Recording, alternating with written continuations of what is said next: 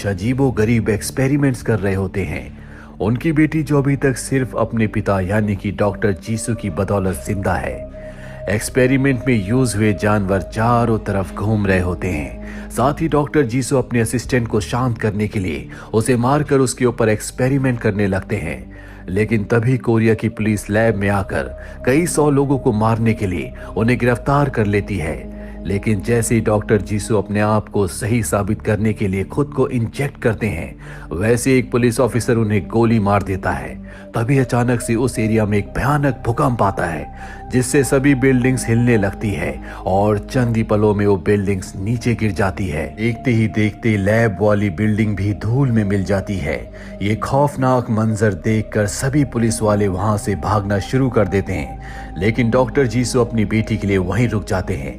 कुछ ही पलों में पूरी बिल्डिंग चकनाचूर हो जाती है और रह जाती है तो सिर्फ एक बंजर जमीन, जहां कभी एक शहर हुआ करता था। बचे हुए लोग अब छोटे छोटे गांव में रहने लगे हैं। जीने के लिए 2 वक्त का खाना और पानी मिलना भी अब दुर्लभ हो चुका है, खासकर पीने के लिए फ्रेश वाटर, क्योंकि भूकंप के बाद ही बारिश ना होने की वजह से पीने के लायक पानी ना के बराबर ही बचा है। मुसीबत यहीं खत्म नहीं होती।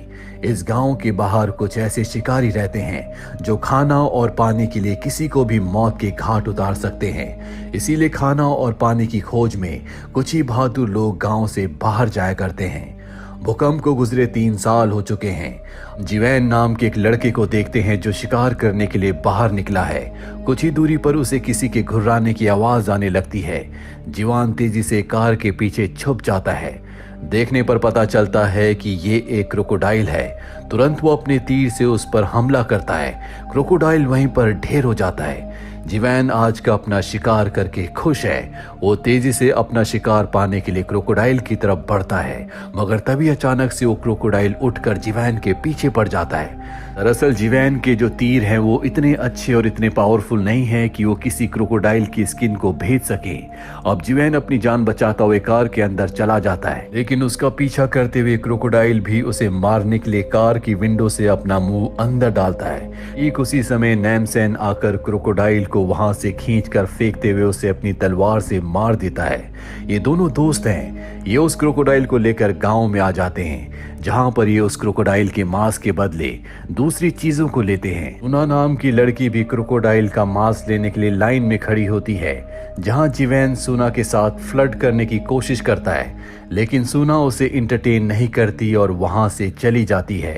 तभी वहां पर एक गैंग आ जाता है। गैंग में एक व्यक्ति सामने आकर सबको एक बहुत ही गंदी सी पेंटिंग दिखाते हुए कहता है कि हमें यह आदमी चाहिए, लेकिन कोई इस आदमी को नहीं पहचानता। इसीलिए गैंगस्टर ये डिसाइड करते हैं कि जो भी इस पेंटिंग वाले इंसान की तरह दिखेगा, यानी कि जिसकी शक्ल इससे मिलती जुलती होगी, ये उसे अपने साथ उठाकर ले चलेंगे।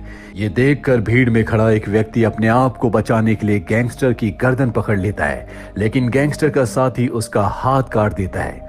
अगले पल एक गैंगस्टर सूना को छेड़ना शुरू कर देता है, लेकिन सूना उस पर ध्यान नहीं देती। इससे गुस्सा होकर उनमें से एक गैंगस्टर सूना के बाल पकड़ते हुए सूना की दादी को धक्का देकर उसे गिरा देता है। इनके बचाव में जीवैन आगे आकर उसे ऐसा करने से रोकता है, जिसके बाद इनकी आपस में लड़ाई हो जाती है। शुरुआत में जीवैन 1-2 लोगों पर भारी पड़ता है, लेकिन जल्द ही सभी गैंगस्टर से एक साथ आकर उसे मारने लगते हैं। अब तक ये सब देखकर उसका दोस्त नैमसेन बोर हो चुका था, इसीलिए जीवैन को बचाने के लिए उसे आगे आना पड़ता है।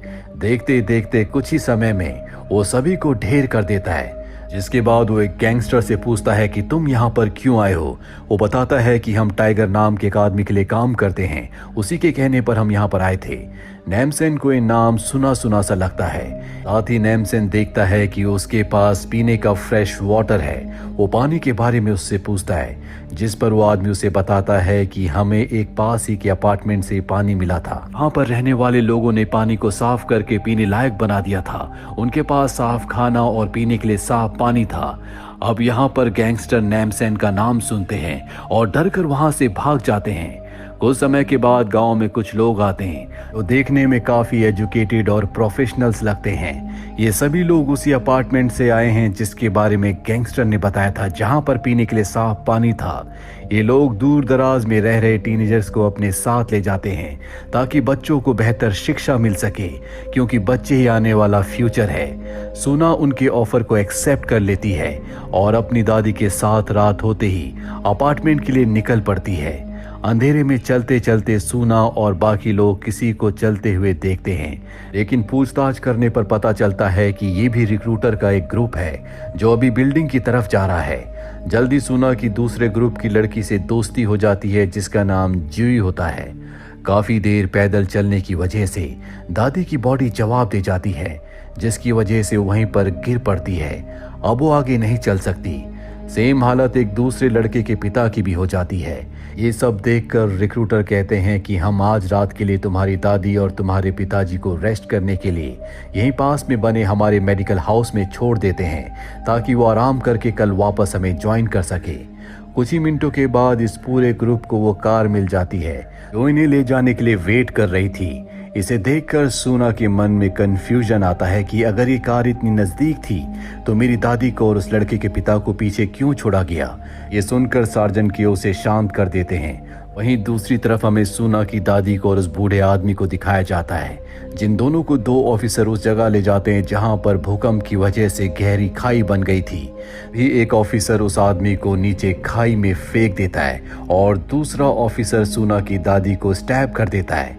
ये सब जीवैन और नैमसेन देख लेते हैं, जो अभी शिकार करने के लिए बाहर निकले थे। दोनों ऑफिसर उनकी आवाज सुन लेते हैं और गोलियां चलाते हैं और नैमसेन तेजी से दोनों ऑफिसर्स के ऊपर हमला करके उन्हें नीचे गिरा देता है। पर तभी नैमसेन देखता है कि पूरी तरह से मारने के बाद भी ये दोनों ऑफिसर उठकर उस पर हमला कर देते हैं। जीवैन एक ऑफिसर का ध्यान अपनी तरफ डाइवर्ट करके उसका फेस सीमेंट पर मारता है, लेकिन ये मरने का नाम ही नहीं लेते। अब जीवैन बड़ी चालाकी से उनमें से एक ऑफिसर को अपने पीछे लगाकर अपने द्वारा बिछाए गए जानवरों के जाल में फंसा देता है, लेकिन वो खुद को फ्री करके एक बार फिर से जीवैन का पीछा करता है। मगर जैसे ही वो उसे मारने वाला होता है, इन्हो नाम की लेडी आकर उसका गला काट कर जीवैन को बचा लेती है। दूसरी तरफ हम नैमसेन को देखते हैं, जिस पर दूसरा ऑफिसर हमला कर देता है, पर यहाँ पर इन्हो आकर चाकू फेंक कर उसका ध्यान भटकाती है और इसी मौके का फायदा उठाकर नैमसेन उस चाकू से उसे मार देता है। इसके बाद जीवैन और नैमसेन सूना की दादी को दफना देते हैं। अब इन्हो इन्हें बताती है कि मैं पहले एयरफोर्स में एक सोल्जर थी और अब मैं उसी अपार्टमेंट में उसी बिल्डिंग में जा रही हूँ ताकि मैं वहां पर रहने वाले लोगों को बचा सकूं। दरअसल भूकंप के बाद हम सर्वाइवर्स की खोज में एक जगह पहुंचे जहां पर हमने एक बिल्डिंग को देखा जो